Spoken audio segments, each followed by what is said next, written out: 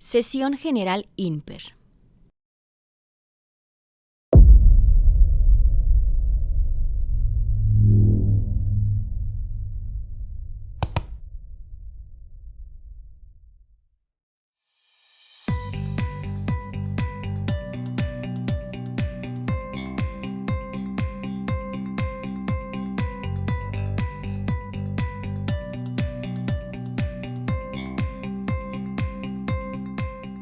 Bienvenidos. Comenzamos.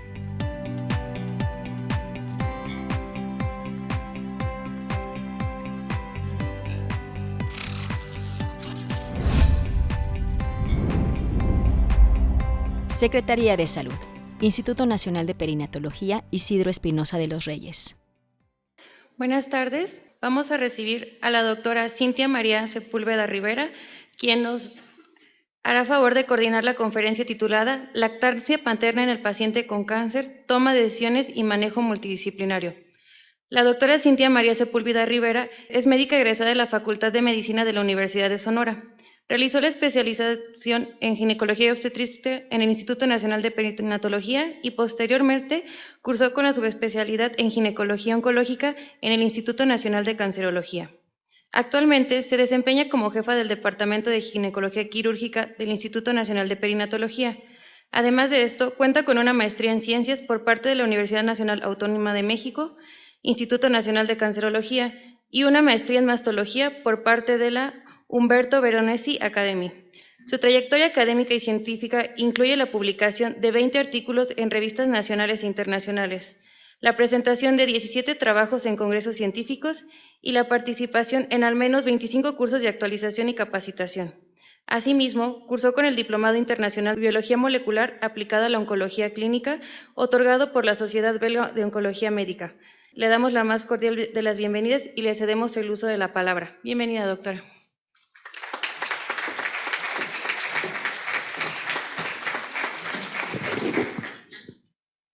Hola, muy buenas tardes a todos. Sean bienvenidos a esta sesión titulada Lactancia materna en pacientes con cáncer, toma de decisiones y manejo multidisciplinario. Les agradezco mucho la oportunidad de estar aquí y mencionarles que la lactancia materna representa uno de los pilares más importantes en la salud materno-infantil y esto no se ve limitado en la paciente con cáncer, de forma general. En muchas pacientes vamos a ver que sí, sobre todo en las pacientes que están recibiendo un tratamiento sistémico oncológico activo, que ya lo veremos con el doctor Salvador. Para esta sesión general tenemos a 3 grandes ponentes que voy a presentar a continuación. Tenemos al doctor Sanirú Raúl Marín Martínez. El doctor Sanirú es ginecólogo-oncólogo egresado del Instituto Nacional de Cancerología, quien nos presentará la primera ponencia sobre criterios oncológicos y quirúrgicos para la continuidad de la lactancia. Posteriormente, el doctor Salvador Iván Víctor Ramos, que es oncólogo médico y es nuestro oncólogo médico del instituto, nos presentará aquellos criterios para suspensión de lactancia y en general cómo llevamos la lactancia materna en pacientes que están recibiendo tratamiento sistémico. Y finalmente, la maestra Rocío de lactancia nos hablará sobre los programas de lactancia que tenemos activos en el instituto en este grupo de pacientes. Le damos la bienvenida al doctor Sanirú.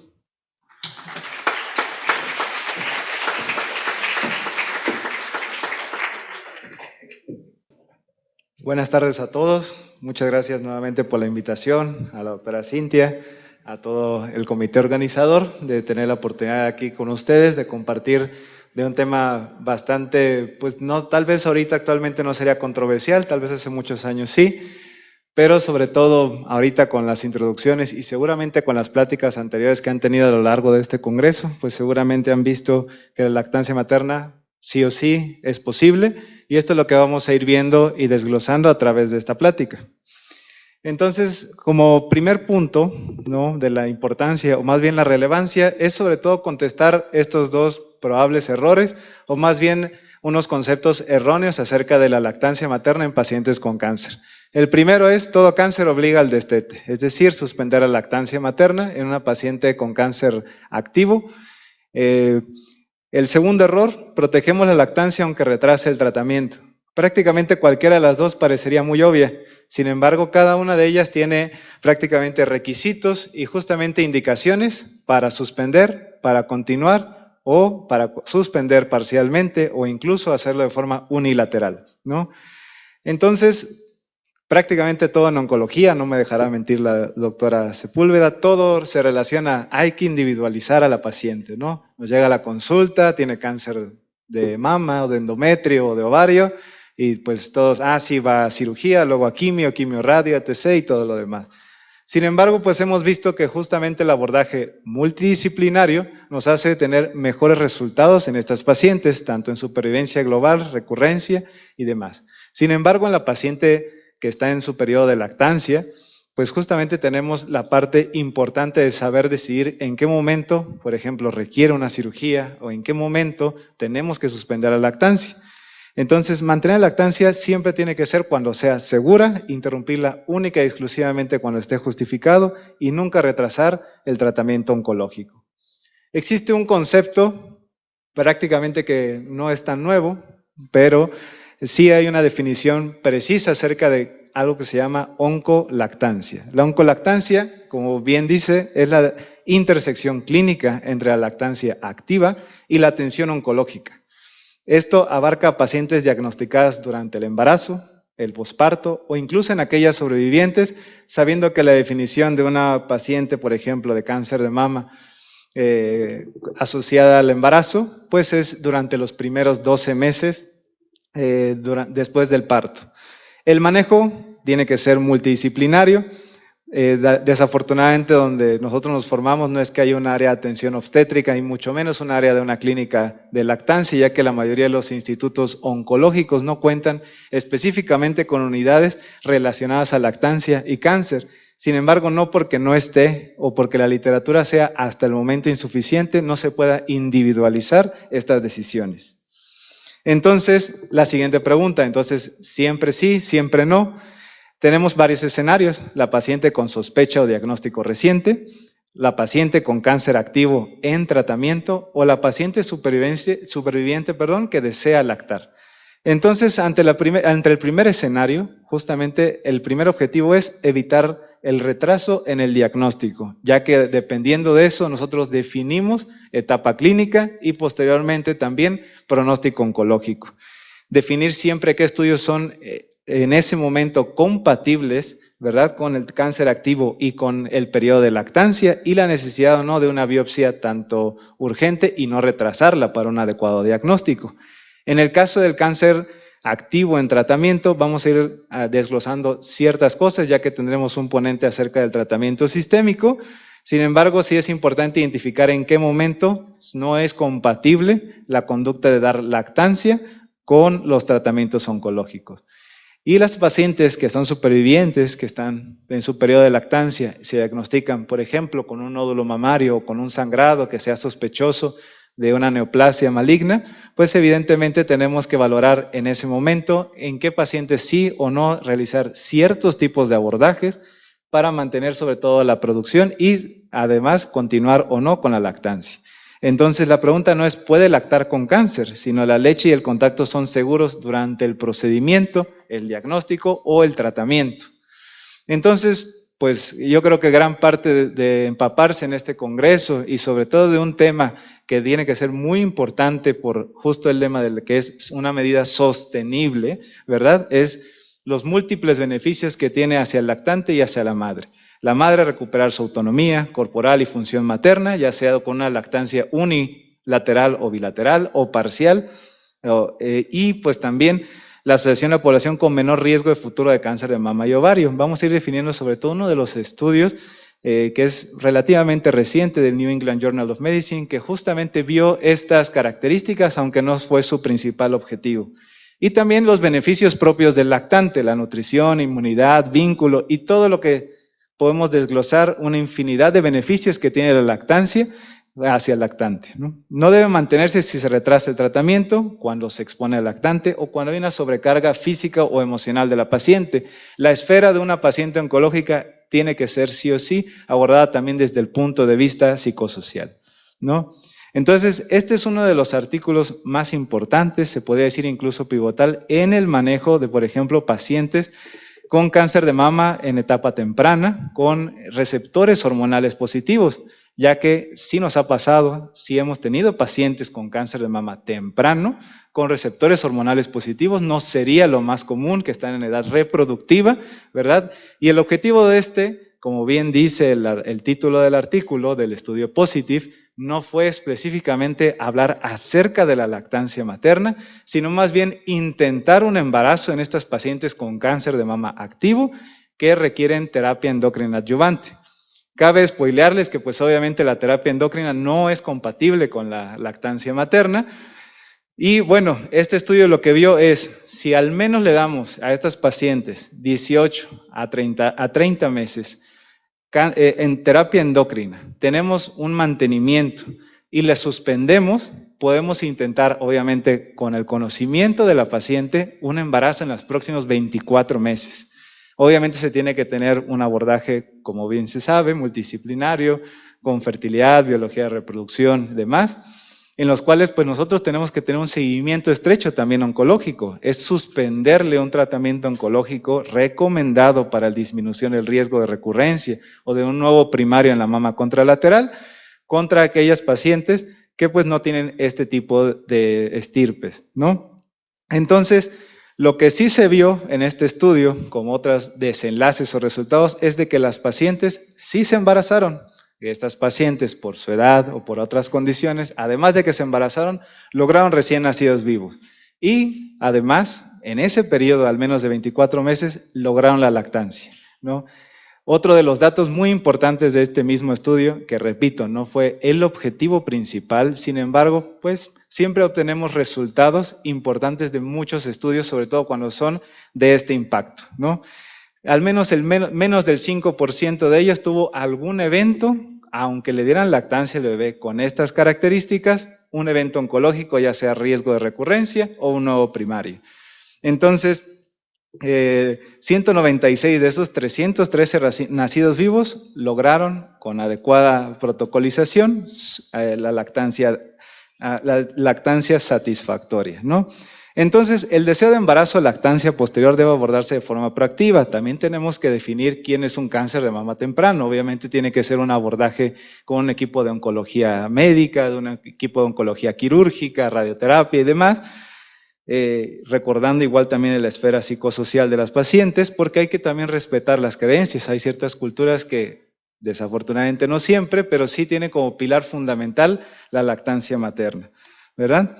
Entonces, la seguridad en esto, cuándo sí y cuándo no, yo creo que lo vamos a ver muy bien en la siguiente plática, pero a modo de resumen y a modo de pitfalls, prácticamente hay que evitarla durante una quimioterapia citotóxica, como mencionamos en la diapositiva anterior, una hormonoterapia activa o terapia endocrina adyuvante, y obviamente ante ciertos, algunos prácticamente como anti-HER2, inhibidores de ciclinas, inmunoterapias o algunas terapias dirigidas.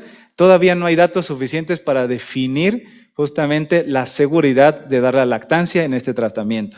La decisión siempre es compartida, todos juntos, y si no, pues ya ni modo, ¿verdad? Entonces, siempre hay que tener un equipo bien definido para poder dar este tipo de tratamientos. La evaluación inicial nos llega a la paciente a la consulta, que está, por ejemplo, en su puerperio, ¿no? Y esto es algo muy importante que hay que definir. No todo enrojecimiento, no todo crecimiento de un nódulo mamario durante la etapa de la lactancia, ¿verdad? Es mastitis. No todo estas características clínicas, pues siempre lo asociamos a mala técnica de lactancia materna, ingurgitación mamaria, que se palpa indurada el cuadrante superexterno durante este periodo, pero no siempre hay que dar como el paso seguro de que, bueno, seguramente es una mastitis y le damos doxiciclina, dicloxa, etc., lo que ustedes quieran darle, amoxiclav, y no mejora, ¿verdad? Entonces, justamente ahí es donde viene el juicio clínico. Estas pacientes requieren o no algún tipo de abordaje por estudios de imagen, y si sí lo requieren y el estudio de imagen con una adecuada evaluación, sí o no requiere biopsia, ¿no? Sobre todo en lo que le acabo de decir, un caso clínico súper común. Malas técnicas de lactancia es igual a seguramente una mastitis en breve. ¿Qué estudios sí o no son compatibles con la lactancia materna para poder hacer un abordaje adecuado? Y cuando se está haciendo, ¿qué fármaco está indicado o no? Claro, cabe destacar que hay tratamientos que se deben dar sí o sí, sin interrumpir, obviamente, en cuestión de los criterios oncológicos. Entonces, los hallazgos del ARMA durante este periodo es con la misma premisa, no atribuir todo a la mastitis, no atribuir todo a la congestión láctea o los cambios propios fisiológicos del puerperio tardío o incluso en el periodo de lactancia. Siempre toda masa sólida, persistente, creciente, que no desaparece tras tratamiento, que ya le dieron todos los antibióticos posibles y por haber, ya recibe incluso valoración por infectología. Mastitis atípica, piel de naranja, retracción de la piel, como que eso ya nos debería llamar la atención. Ojo, claro que pues hay ciertos nódulos mamarios que también presentan estos y que al final de cuentas es una mastitis, por ejemplo. Pero siempre hay que tener en cuenta que todo esto también hay que tener nuestros focos rojos. Cualquier adenopatía, ahí sí, no es normal, ¿no? Toda discordancia clínico-radiológica es importante y tener una adecuada derivación oportuna para tener un buen diagnóstico. Entonces, hay ciertas partes del abordaje, como por ejemplo la toma de biopsia, las cuales son compatibles sin suspensión de la lactancia de forma rutinaria. Por ejemplo, un ultrasonido, pues prácticamente no emite ningún tipo de radiación, nos da un buen tenemos que tener un buen radiólogo que esté asociado a estos nódulos mamarios, ¿verdad? Para que nos dé un buen diagnóstico de BIRATS y poder decidir si se necesita o no un abordaje por histopatología, ya sea con las biopsias dirigidas con ultrasonido. La mastografía y la tomosíntesis en el momento pues está radiando, no es que en ese momento la mamá pase con el bebé y que le esté dando lactancia, obviamente es una suspensión temporal para poder tener un diagnóstico. La resonancia con gadolibrio también es compatible y bueno, también la biopsia con aguja pues sí inflama, sí molesta, sí duele, pero pues para eso se puede hacer la lactancia contralateral, ¿no? Entonces existen 4 conductas clínicas posibles en estos escenarios, al menos de abordaje, en el cual el primero sería continuar la lactancia. El segundo, hacerlo de forma unilateral. El tercero, suspenderlo temporalmente mientras se realiza el abordaje diagnóstico o, como mencionamos anteriormente y seguramente vamos a ver en la siguiente charla, es suspenderla de forma prolongada o definitiva. La conducta depende mucho de la intervención y no solo porque digan es cáncer, ¿no? ¿En qué momento se debe o no suspender? Aquí les hago un resumen de las principales intervenciones oncológicas, tanto para diagnóstico como para tratamiento. Como podemos ver, y lo hemos repetido, los estudios de imágenes convencionales son compatibles. Hay que hacer la conducta inminente es continuar la lactancia materna, ya que esta radiación no permanece en la leche materna. La biopsia con aguja o ciertos drenajes en ciertos abscesos permite continuar con la lactancia. Ahorita vamos a ver también qué hacer o no durante el abordaje quirúrgico. La cirugía con la anestesia, le podemos decir sedación o le podemos decir con mascarilla laringe y demás, se debe continuar al despertar en una conducta que debemos evitar, sobre todo que es el pump and dump rutinario, porque dicen que ahí se mantiene todos estos anestésicos, ahorita lo vamos a ver. Obviamente en los tratamientos sistémicos como radioterapias o radiofármacos hay que valorar sobre todo cuáles son los campos de radiación para favorecer sobre todo la lactancia contralateral, ¿no? En el caso de la quimioterapia o hormonoterapia, suspenderla por el riesgo de exposición tóxica. Entonces, aquí en esta imagen podemos ver, por ejemplo, nos llega una paciente que ya está abordada en una unidad funcional o un tumor o una sesión de tumores en abordaje multidisciplinario. Decidimos, por ejemplo, primer abordaje, una cirugía conservadora de mama y con, por ejemplo, disección axilar selectiva y demás. Entonces, ¿qué es lo que hay que hacer? Primero, obviamente, definir qué es lo que vamos a hacer previo con los estudios de imagen, tener nuestra conducta quirúrgica bien planificada, explorar a nuestra paciente para saber si es o no candidata a conservación de mama, ¿verdad? Y también saber en qué momento lo tenemos. Si tenemos una paciente que está en el primer trimestre, pues obviamente tenemos que retomar los principios anteriores. Pero una paciente superviviente que está en periodo de lactancia sí puede ser expuesta a una cirugía, Y esto es lo principal, hacer una incisión como muchas veces la hacemos a nivel periareolar. También tenemos que tener en cuenta que a nivel periareolar pues están todos los conductos que llegan prácticamente al tejido retroareolar y tenemos que, en la medida de lo posible, preservar esa red ductal, ¿no? Mantener, obviamente, con el objetivo de la cirugía conservadora de la mama, obviamente la función estética y demás de la mama. Y en el caso de incisiones transareolares, que tengamos que retirar un tumor retroareolar, también tener en cuenta y explicarle a la paciente que pues esto va a ser la interrupción sí o sí de los conductos galactóforos, y ahí es donde sí nos dificultaría un poco la lactancia materna en estos escenarios, ¿no? La regla quirúrgica siempre tenemos que implementar la seguridad oncológica. Cuando lo permita, las incisiones periféricas no están contraindicadas, estamos acostumbrados a hacer abordajes oncoplásticos o de preferencia de incisiones periareolares, pero también incisiones periféricas no están contraindicadas. Tenemos que evitar, minimizar desplazamientos excesivos cuando hacemos colgajos dermoglandulares o incluso cuando dejamos cavidades residuales, sobre todo en algunas conductas, sobre todo norteamericanas, que dejamos sin cerrar el colgajo como tal. También hay que evitarlas porque pues, puede bloquear sobre todo la producción láctea en estos sitios. Durante el manejo perioperatorio existen distintos momentos, al menos 3 descritos. En este artículo justamente de las guías de anestesia y sedación en pacientes que están durante el periodo de lactancia, nos comentan estos 3 momentos: preoperatorio, intraoperatorio y el posoperatorio. En el preoperatorio lo que tenemos que hacer es evitar la éstasis láctea, ¿no? Amamantar o extraer la leche inmediatamente antes de ingresar a quirófano, mantener una euvolemia adecuada, que esto pues conlleva un manejo completo durante el periodo preoperatorio. Durante el intraoperatorio, lo que mencionamos anteriormente, obviamente que tenemos que evitar el desplazamiento masivo de tejido mamario, sobre todo en pacientes que tienen volumen mamario aumentado. Y en este momento también tenemos que considerar, aunque no sea de forma rutinaria, un escenario que lo hagamos todos los días, considerar drenajes, sobre todo por estas cavidades o resecciones amplias que podamos tener. En el posoperatorio, priorizar sobre todo anestesia regional, paracetamol o algún tipo de AINES que pueda ser favorecido para la adecuada recuperación de las pacientes y evitar en la medida de lo posible opioides por el paso a la lactancia, ¿no? Cuando se reinicia, aquí hay 2 principios, o más bien un mito y una realidad. En el mito tenemos que la paciente se recupera de la anestesia y le dicen, extráigase la leche y tírela, ¿no? Y existe la realidad, lo que se debería hacer, ¿no? Mantener, o sea, despertar y mantener, ¿no? Sleep and keep.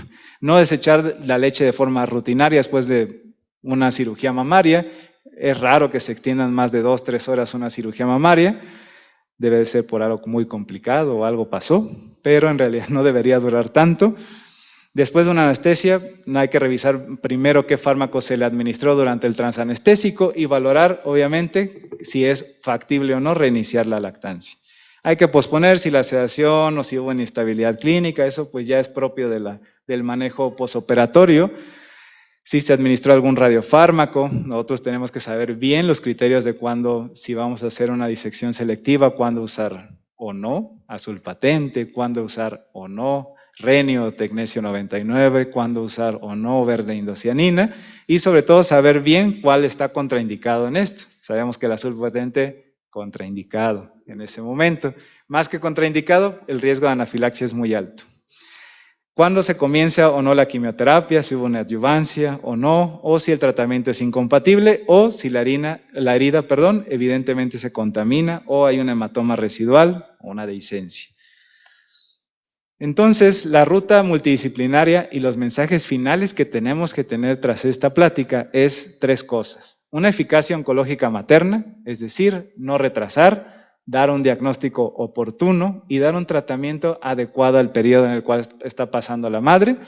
La seguridad de nutrición del lactante también tiene que ser una prioridad y tenemos que ver cuándo sí y cuándo no dar la lactancia de forma unilateral, contralateral o una suspensión temporal. Hay que respetar sobre todo esta parte de la autonomía y los valores maternos de decir, es que yo quiero dar pecho, ¿no? Y saber, pues sí se puede de estas formas. No se puede por esto, no se puede por un ratito, no desespere, porque también para nosotros debe ser una prioridad preservar esta función de la lactancia materna.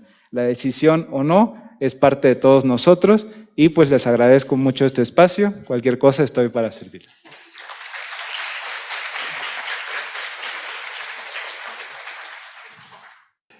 Listo, gracias. Gracias, doctor, por tu presentación. Yo voy a ser un poquito más breve. La verdad es que en el contexto de los tratamientos oncológicos y la seguridad, pues definitivamente ustedes, como ya les presentó el doctor Raúl, la mayor parte de los tratamientos citotóxicos o de quimioterapia van a estar contraindicados durante el periodo de lactancia, pero esa contraindicación es temporal, ¿no? Terminando la suspensión del tratamiento, podemos esperar algunas semanas más.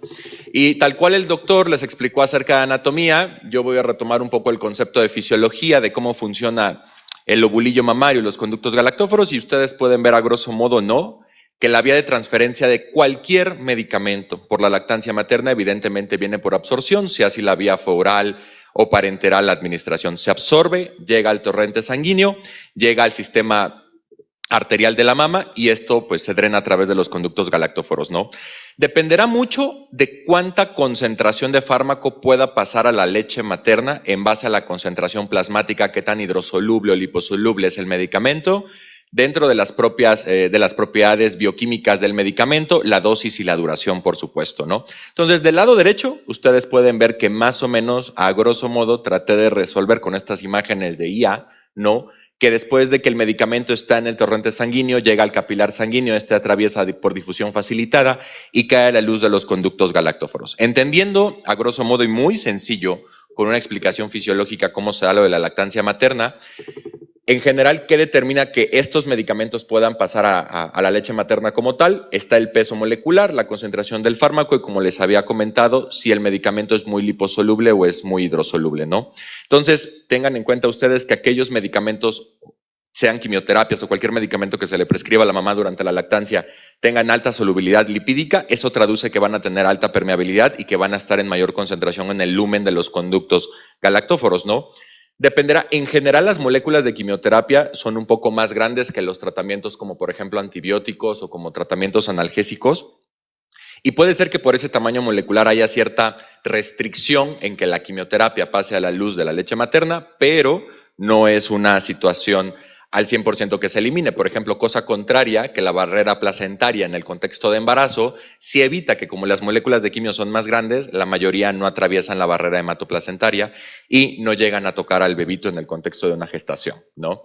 En general, creo yo que los medicamentos citotóxicos que tienen un riesgo muy alto de generar alteraciones durante el bebé, cuando el bebé recibe leche materna de una paciente que está con esos tratamientos, bleomicina y etopósido, que son los que están arriba, son estándares de tratamiento para pacientes que tienen cáncer de ovario germinal. Doxorubicina, ciclofosfamida, carboplatino, paclitaxel son nuestros caballitos de guerra en el contexto de cáncer de mama en la mayor parte de los escenarios y en la mayor parte de los subtipos moleculares. Entonces, ¿por qué deberíamos de suspender la lactancia materna durante el tratamiento citotóxico? Estoy, obviamente, como oncólogo médico, defiendo mi trinchera y les voy a hablar de quimioterapias. Pues evidentemente porque si ustedes conocen todo el tabú cultural que una paciente tiene cuando recibe quimioterapia, náusea, vómito, diarrea, queda del cabello, leucopenia, neutropenia, trombocitopenia, todo eso puede tener traducción, ¿no?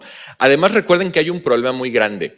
Digo, la oncología médica ha avanzado muchísimo y hoy en general hay medicamentos muy dirigidos y menos tóxicos manteniendo grandes respuestas, pero la quimioterapia convencional, que hoy es lo pivotal en los tratamientos de cualquier tumor maligno sólido, en general es que la quimioterapia ataca células de crecimiento muy rápido. Entonces, un bebito o un recién nacido tiene su tasa mitótica muy elevada porque aunque ya tiene la idea, el sistema, los aparatos y sistemas ya tienen la idea de cómo se van a desarrollar a lo largo de la vida, evidentemente la tasa mitótica de las células es más rápida y eso hace más susceptible al bebé que tenga más efectos tóxicos por la quimioterapia. Y eso es lo lógico, porque las células malignas igual tienen una tasa de duplicación celular muy alta, ¿no?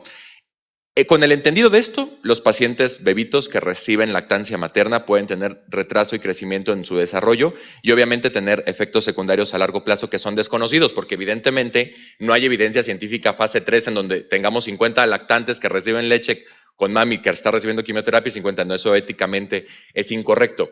Lo que sí les puedo decir es que en los adultos hay ciertos tipos de quimioterapia que tienen dosis acumuladas tope. Es decir, no se pueden dar más de esas dosis porque pueden llevar a efectos crónicos irreversibles a largo plazo, insuficiencia cardíaca.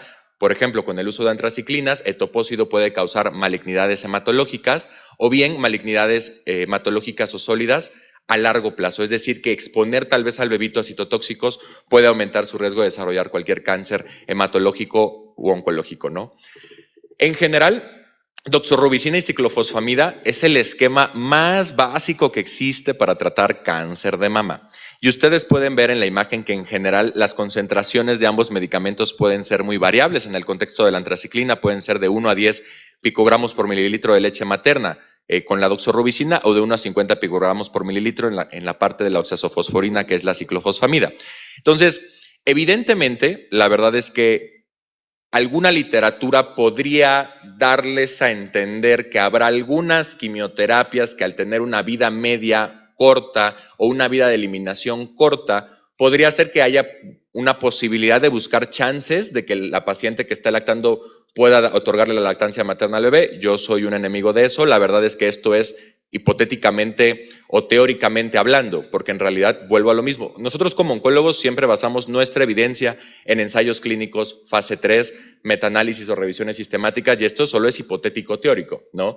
Entonces, cuando las pacientes estén experimentando un tratamiento con estas moléculas, está completamente contraindicada la lactancia materna. Y eso se explica porque la toxicidad que nosotros conocemos en los adultos que se exponen a estas moléculas va a tener traducción al bebé.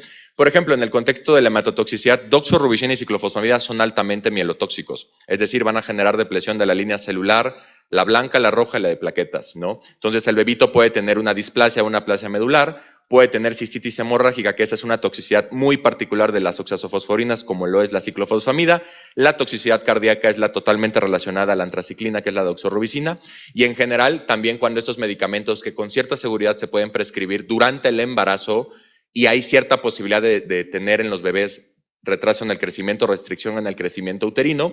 En el contexto de que el bebito lo reciba, pues puede haber baja talla, bajo peso y menor masa néfrica, menor masa neurológica, ¿no?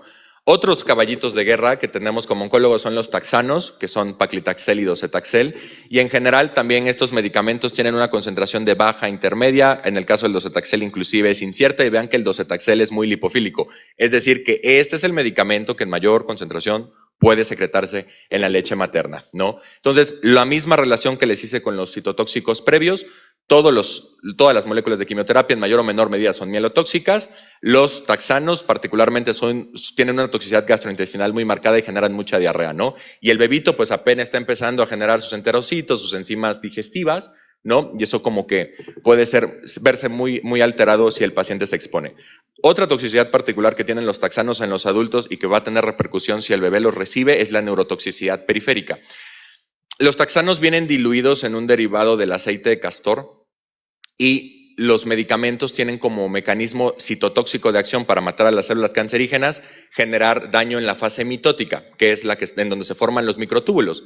Yo siempre lo explico que en la fase mitótica del ciclo celular, imaginen que se están colocando como rieles para que todo el material que se duplicó en la fase S, en la fase de síntesis, en la 1 y en la G1 y en la G2, se va a repartir por igual en 2 células, y al final de cuentas vamos a tener 2 células con el mismo material genético y proteico. La cosa es que los taxanos como que inhiben que se formen estos rieles en donde se van a ir desplazando los organelos que están duplicados ya, porque estamos en la fase M, en la parte final del ciclo celular. Y bueno, explicando de eso, ustedes saben que la vía de energía eléctrica que viaja por el sistema nervioso evidentemente depende de microtúbulos. Entonces, por eso es que los taxanos son altamente neurotóxicos, explicándoles ya su mecanismo de acción, ¿no?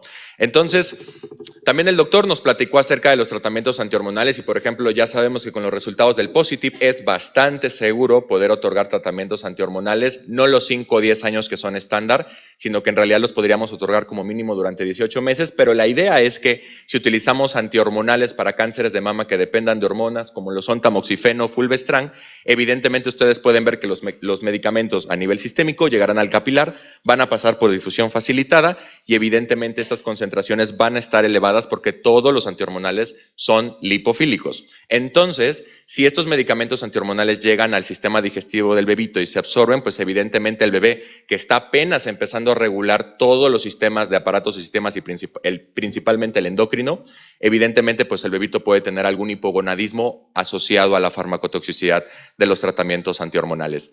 Terapias biológicas hay miles, o sea, hay una cosa impresionante en la oncología, pero los que más podríamos usar en contextos de pacientes con cáncer son el trastuzumab, que es para cáncer de mama que sobreexpresa HER2, o bevacizumab para el contexto de cáncer de mama triple negativo, cánceres de ovario epiteliales.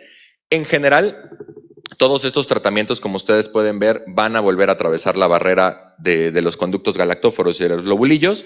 Puede ser que encuentren alguna literatura que diga que en realidad se excreta en muy bajas concentraciones, pero la verdad es que vuelvo a lo mismo, no hay suficiente evidencia como para darles la seguridad de que esto lo pueden recibir los bebés.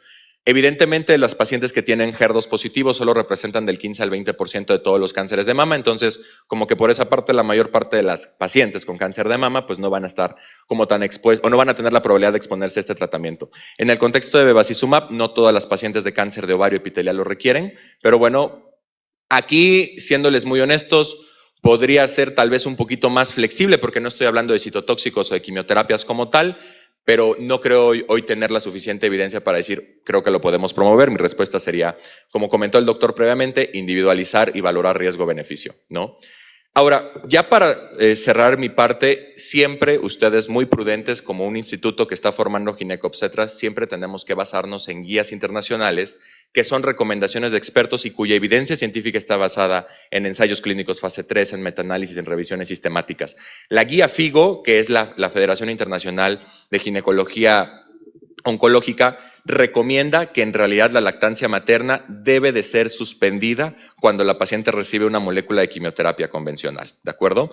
Y en realidad, evidentemente, las pacientes que tal vez estén lactando y quieran volverse a embarazar, tendríamos que decirles, espérame tantito, creo que tendríamos que ser un poco muy prudentes en entregarles la información a las pacientes para que el periodo intergenésico sea un poquito más largo, ¿no? Y si la paciente pretende lactar porque previamente recibió tratamientos de quimioterapia durante el embarazo, de esta parte necesitaremos mucho del apoyo de la medicina materno-fetal, que le esté dando seguimiento al bebé durante la exposición de la quimioterapia y, por supuesto, después de que nazca el bebito, ¿no? Y evidentemente, obviamente por parte del tamiz auditivo, que todos los bebitos recién nacidos tienen que tener, también si se expone a agentes platinados, habría que hacerle un seguimiento un poquito más estrecho, al igual que si recibió antraciclinas, que en general el esquema de antraciclina, doxorubicina, ciclofosfamida es como el que yo me siento muchísimo más seguro y con el equipo multidisciplinario que tenemos en el instituto lo hemos hecho con las pacientes con muy buenos resultados de manera retrospectiva, ¿no? Entonces, para cerrar mi parte, siempre se tiene que respetar la autonomía de la paciente y en eso estoy de acuerdo con el doctor. Hay una paciente aquí que cuando recién llegué a trabajar se les explicó el beneficio de darle la hormonoterapia a 5 años y la paciente desde su autonomía dijo, ya lo entendí, pero yo quiero lactar. Hágale como le haga, sé que tengo cáncer, pero yo quiero lactar. Nuestro deber como subespecialistas es darles la información completa, con mucho respeto y mucha empatía a las pacientes.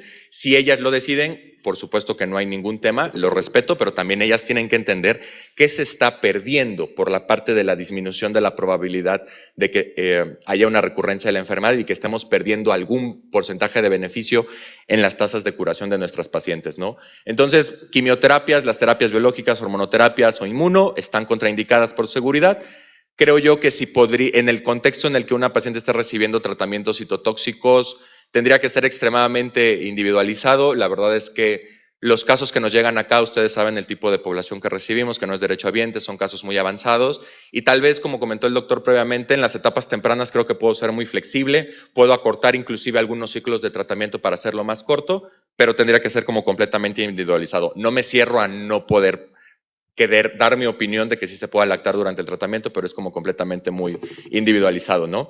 Y creo yo que después del nacimiento la prioridad terapéutica oncológica es lo más importante. O sea, es complejo el binomio madre-hijo, pero si el binomio llega a una resolución buena, es decir, el bebito nació sin ninguna complicación y la mami tiene el tratamiento oncológico, yo les diría, ok, el bebé ya nació, bendito Dios, está muy bien, ahora vamos a echar toda la carne al asador con los tratamientos sistémicos que hoy yo les tengo que decir. Hoy la oncología no es la de hace 30 años, en donde decíamos, pues el pronóstico es muy malo. No, en realidad, detectados tempranas, muchas neoplasias, o casi todas las neoplasias detectadas en etapa temprana se pueden curar, ¿no? Entonces, si el binomio se resolvió de manera adecuada, yo le daría todo el tratamiento a la paciente con el tema de la autonomía y demás. Y bueno, eso sería todo.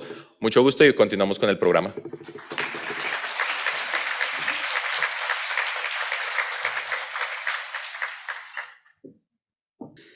Bien, pues por mi parte yo voy a hablar del tema de lactancia en este grupo de pacientes, algunos conceptos que vamos a repasar y algunos mensajes clave, porque bueno, ante las brillantes presentaciones de quienes me antecedieron, pues siempre es un tema muy apasionante. En esta ocasión yo voy a hablar sobre apoyo institucional para la madre que requiere suspender la lactancia. Vamos a revisar justamente eso, individualizar las necesidades de cada una de nuestras pacientes. En este caso, pues si está embarazada, si ya está en la etapa de puerperio o se acaba de enterar de que está en un proceso de diagnóstico y está en estudio, pero está lactando, ¿no? Entonces tendríamos que ver si se encuentra antes del tratamiento, si está durante el tratamiento, después del tratamiento y siempre tener en cuenta, como ya se ha mencionado, tener un equipo multidisciplinario para poder tomar las mejores decisiones para la protección del binomio, desde el embarazo y hasta la etapa del puerperio y el lactante. Tendríamos entonces que ver cuál es el rol del personal de consejería en lactancia materna dentro del equipo oncológico, que como bien comentaba el doctor, no hay mucha experiencia, no hay centros oncológicos que tengan una clínica de lactancia y que pueda hacer este acompañamiento de manera correcta, pero en muchos otros lugares sí ya existe.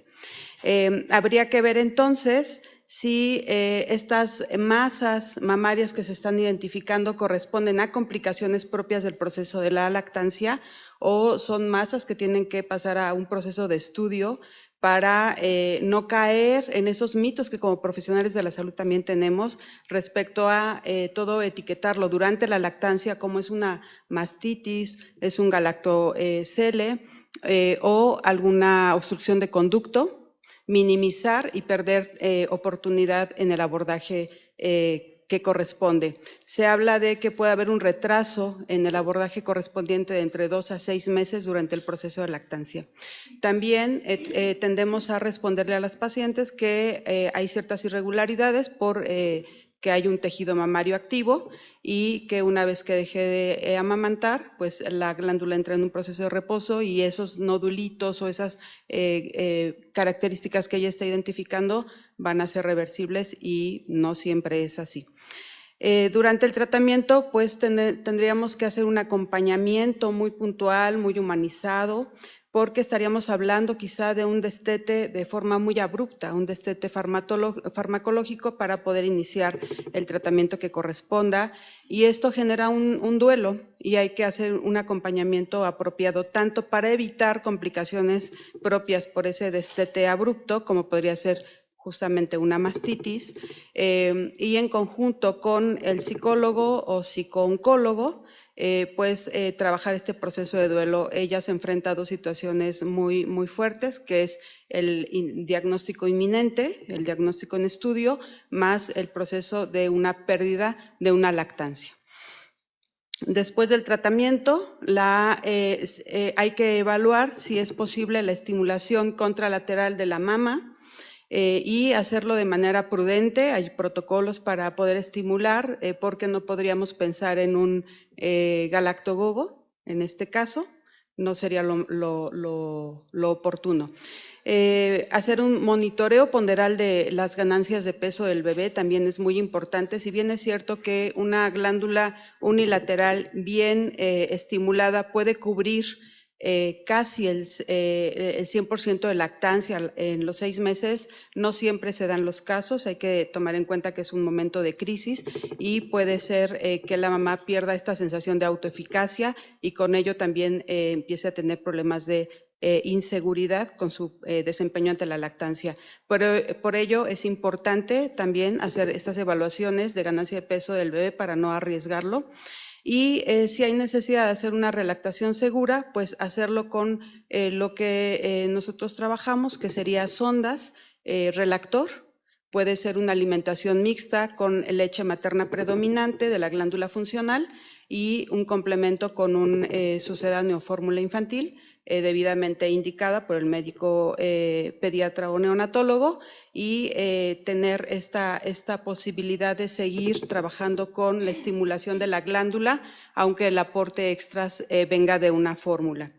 Y bueno, insisto en que hay que armar grupos inter y multidisciplinarios donde el consejero en lactancia en estos contextos tiene un rol importante, incluir además obviamente a la familia. Decíamos que hay que ver cuál es la situación, individualizarla. Pensemos que es una situación después de un tratamiento, una supervivencia o una lactancia futura, pues evaluar si hay una mama contralateral, ver qué tan viable es la funcionalidad de esta mama, si es seguro iniciar este proceso de lactancia, si esta glándula puede aportarnos la cantidad de leche que el bebé está necesitando de acuerdo a su edad, por esta hipertrofia compensatoria, que a veces, aunque no haya un tema de cáncer, que es el tema que nos ocupa, hay mamás que tienden a hacer una lactancia predominante de un lado porque se sienten más cómodas.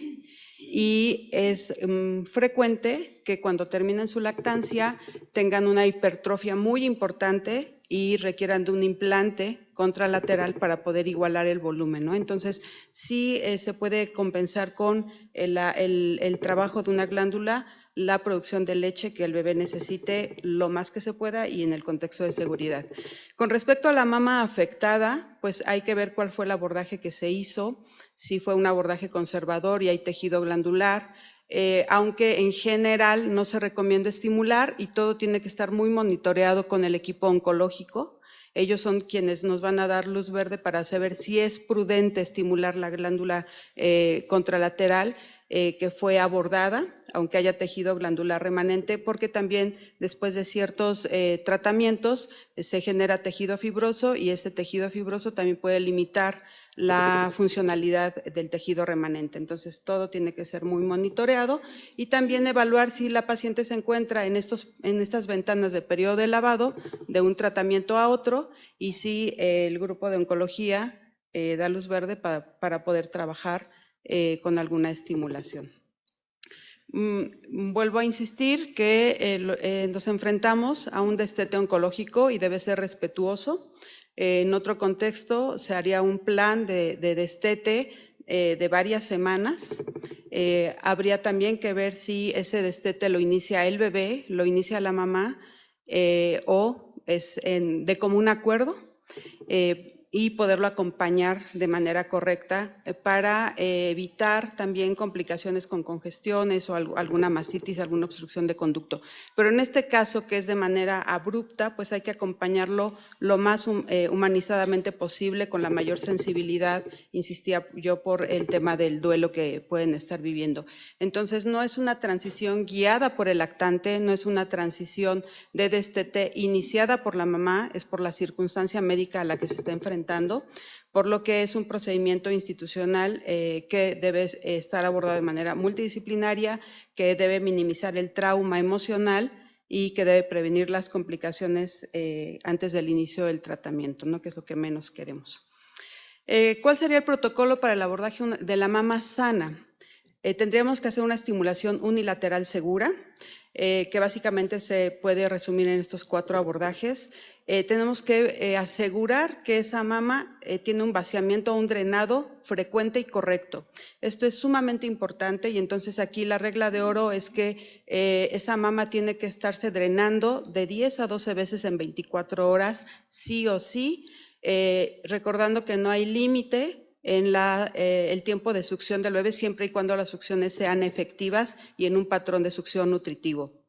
El otro criterio sería la compresión mamaria activa, es decir, una vez que bebé está llegando al vaciamiento, la madre tendría que colocar su mano en una C invertida sobre su pecho y empezar a comprimir para asegurar que ese drenado se dé de manera correcta. Esto es importante porque se forman estas enzimas que se llaman FIL y esta enzima va a inhibir la producción de leche si hay una éstasis constante de la leche en la glándula mamaria. Eso va a impedir que aumente la producción de leche. Entonces necesitamos un drenado al 100% en cada tetada, sí o sí. Y para asegurar que este drenado sea el correcto, entonces también se puede implementar lo que se conoce como power pumping, que es después de cada tetada una sesión de extracción. Aquí se recomienda extractor eléctrico de 10 minutos post tetada para asegurarse de ese drenado correcto y poder ofrecer la leche extra con método de relactor. Y el sistema de relactación que tendría que, comentaba yo, implementarse con el uso de sonda. Los protocolos internacionales hablan de tener leche donada, sin embargo en México eso es poco viable. Los bancos de leche tienen el tema de poder contactar con madres donantes y esa leche está dirigida para los niños hospitalizados en estado crítico, generalmente en las terapias neonatales intensivas, algunas intermedias por las condiciones críticas de los lactantes. Entonces en México eso no es viable y por eso puede ser una alimentación mixta con lactancia predominante acompañada con una fórmula correspondiente. Y el sistema de relactación estaría contraindicado en la mama irradiada. No se recomienda y bueno, habría que estar monitoreando con el equipo de oncología cuál es su opinión al respecto, justamente porque puede quedar una fibrosis, fragilidad tisular, hay mayor riesgo de ulceraciones o algún daño en la reconstrucción que se hubiese hecho. Trabajar también el tema del duelo por la pérdida de la lactancia, acompañados de este equipo inter y multidisciplinario, en este caso el psicólogo o el psicooncólogo, que tiene que iniciar su proceso para validar el duelo lactacional, aportar herramientas cognitivo-conductuales y reestructurar la identidad materna, desvinculándola de la producción de leche, es decir, que no se etiquete como que no fue una buena mamá porque vive este proceso y toma la decisión de iniciar el destete, por ejemplo. También es importante incluir a la pareja o la persona emocionalmente más significativa para ella, para que haga este acompañamiento, pueda apoyar a la mamá en las alimentaciones nocturnas. También hay técnicas para no ofrecer un biberón de primera intención si la edad del bebé es muy temprana, antes de los 2 meses, donde puede activarse el síndrome de confusión por biberón. Necesita una contención emocional de su red de apoyo primaria y no minimizar la pérdida, no minimizar el proceso que está viviendo. Entonces, esta persona emocionalmente significativa tendría que ser como este filtro social ante los comentarios que pueden ser poco oportunos o imprudentes. Y con respecto a la familia extendida, pues gestionar con ellas una logística del hogar que facilite momentos de apego con el niño, contacto piel con piel, si dentro del tratamiento que está viviendo es oportuno también, y normalizar otras alternativas de alimentación. Recordemos que no estaba pensando en otra alternativa, su deseo quizá era trabajar sobre lactancia. Evitar frases como lo importante es que usted se cure, que esté bien, que esté sana, que esté bien para su bebé, que invalida o puede acentuar el malestar emocional que está viviendo en ese momento. Y validar explícitamente el deseo de amamantar si es el primer paso terapéutico que ella quiere explorar. Los mensajes claves, entonces, para ir cerrando mi participación para el equipo de salud sería recordar que la lactancia es medicina preventiva y que si hay lactancia unilateral, es prevención. La lactancia reduce drásticamente la incidencia de neoplasias graves a la madre, ¿no? Es este factor protector que puede tener. No retrasar el diagnóstico, eso es importantísimo, ya nos explicaron ampliamente el valor de iniciar un tratamiento oportuno. La seguridad ante todo, entonces sí el manejo que ella requiere contraindica totalmente la lactancia, pues este acompañamiento con psicología, con el consejero en lactancia, puede ayudar para que se tome la mejor decisión informada, respetando siempre pues lo que ella prefiera. El enfoque multidisciplinario para poder incluir a todo el equipo y que tenga ella toda la información de primera mano, pueda aclarar todas sus dudas y tomar las mejores decisiones.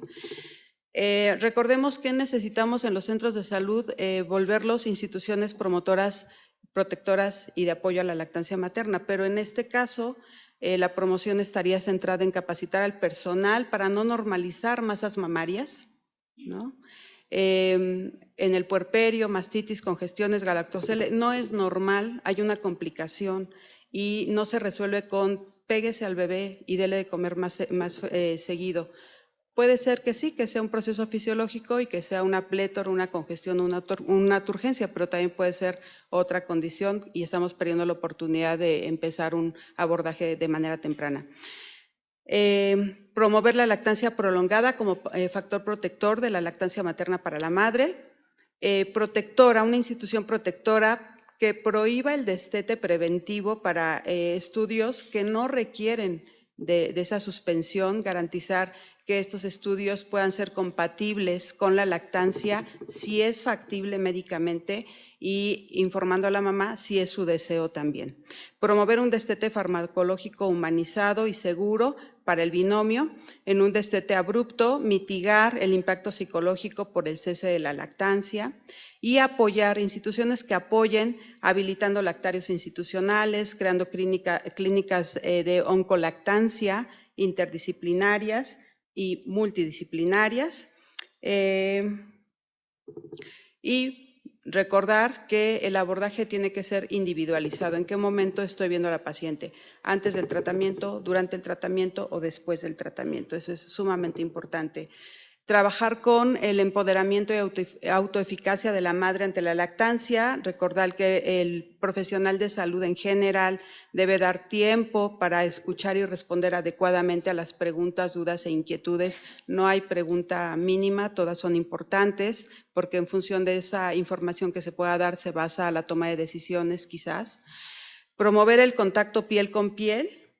Si es imposible continuar con la lactancia, pues rescatar el contacto piel con piel si es factible dentro del momento del tratamiento en el que se encuentre, identificar a las madres con riesgo de presentar dificultades en el proceso, informar a las madres sobre redes de apoyo disponibles, las intervenciones deberán respetar el contexto sociocultural de las madres y evaluar en ese contexto en el que estamos viendo a nuestra madre la autoeficacia en su desempeño. ¿Qué nivel de confianza tiene la madre para la habilidad para lactar? Eso es predictor de las conductas que pueden seguir y de las actitudes que ellas adopten. Entonces, es conveniente amamantar, si no, que desea ella y cuál es la recomendación del equipo de salud. El esfuerzo que está dispuesta a hacer debe estar bien dirigido para que sea fructífero. Predominan pensamientos positivos o negativos del proceso, el papel del psicólogo es fundamental aquí y la respuesta emocional para posibles dificultades. Y de mi parte sería todo. Muchas gracias.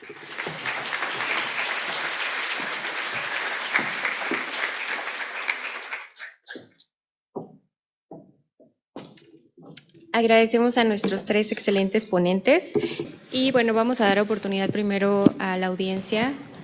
Una pregunta que me parece muy interesante es ¿cuánto tiempo posterior, y creo que esta pregunta es para el doctor Salvador, a la última dosis de tratamiento sistémico podríamos reiniciar lactancia si la paciente todavía tiene producción láctea? ¿Cuánto tiempo hay que esperar después de un tratamiento tóxico? Tienen que ser 2 vidas medias del esquema. Entonces, normalmente los esquemas de quimioterapia tienen una vida media de 21 días a 28 días. Entonces, en dependencia del esquema que hayan recibido, duplicamos el tiempo, que vendrían siendo como 6 semanas. Más o menos. Después de la última gota de quimio, para decir que ya no queda nada de citotóxico en el sistema de la mami. Ok, y una pregunta interesante que puede ser contradictoria, sobre todo para nuestros residentes. ¿Por qué entonces sí les damos quimio embarazadas y no pueden lactar si están recibiendo quimio?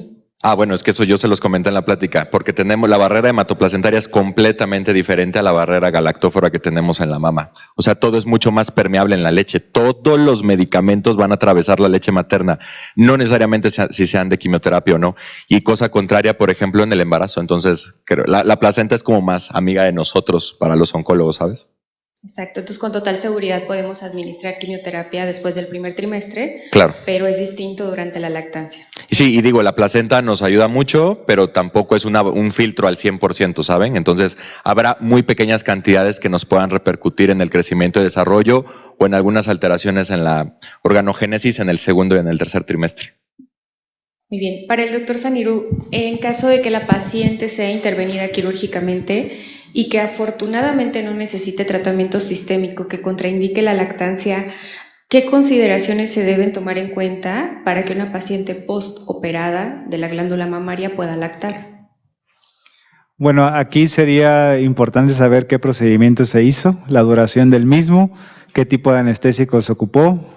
Prácticamente aquí una de las principales sociedades que lo investigan más que cirujanos creo que son los anestesiólogos, sobre todo la guía que presenté o que comenté.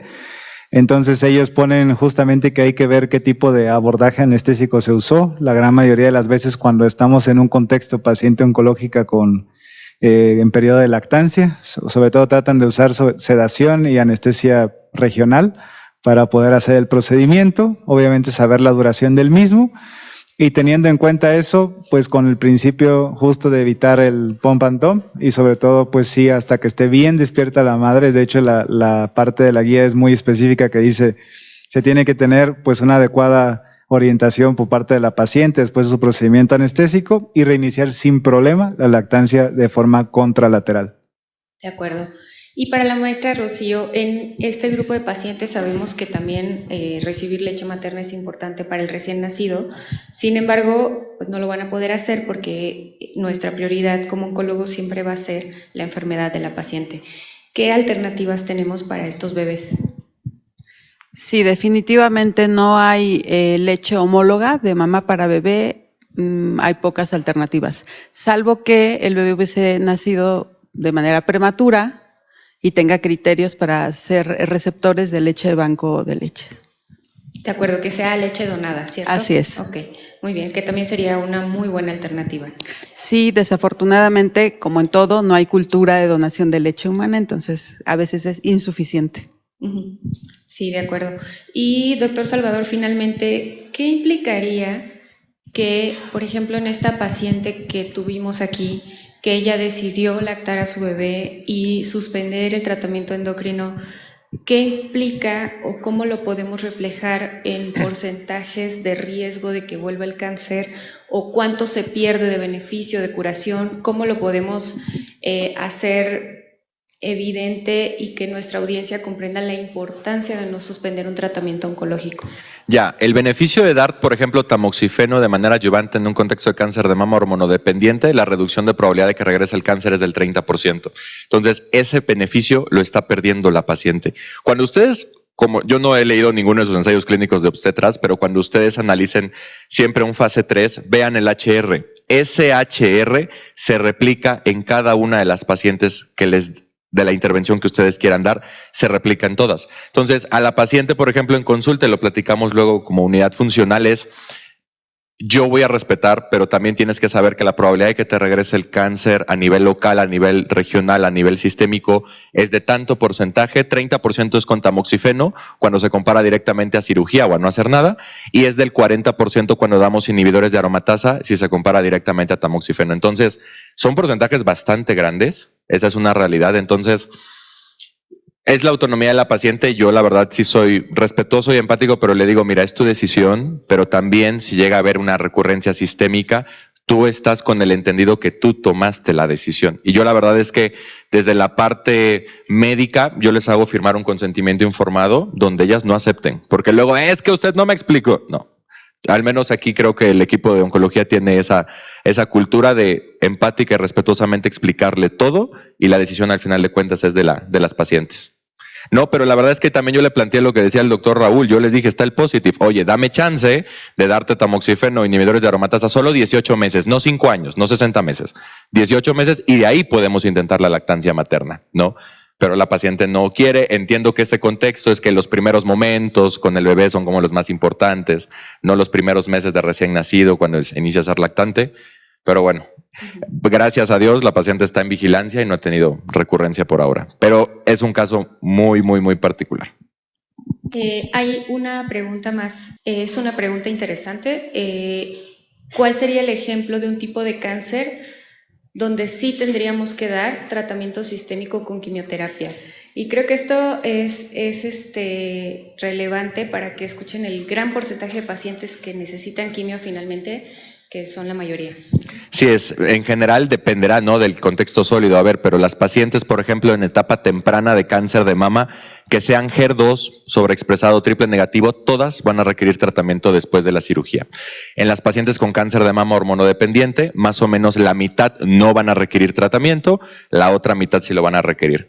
Cáncer de ovario dependerá de la histología y de la etapa clínica. La gran mayoría de las pacientes de cáncer de ovario epitelial requieren tratamiento sistémico. Las pacientes con cervicouterino van a requerir radioterapia y quimioterapia. Entonces es muy complicado y siento que esto es como parte de la cultura, no sé qué opina el doctor, pero vuelvo a lo mismo, tercer nivel, no derechohabientes, las etapas que vemos son avanzadas, esa es una realidad. No vemos tal vez como en los contextos de países de primer mundo o al menos en la medicina privada, en donde la detección temprana, los tamizajes son muy importantes y evidentemente ahí pues las etapas son muy chiquitas. Aquí vemos con la experiencia del equipo, pues casi todas son localmente avanzadas y casi todas van a requerir tratamiento sistémico. Sí, la respuesta es casi todas. Van a necesitar en algún momento tratamiento sistémico. Agradecemos a nuestros excelentes ponentes y les damos un abrazo.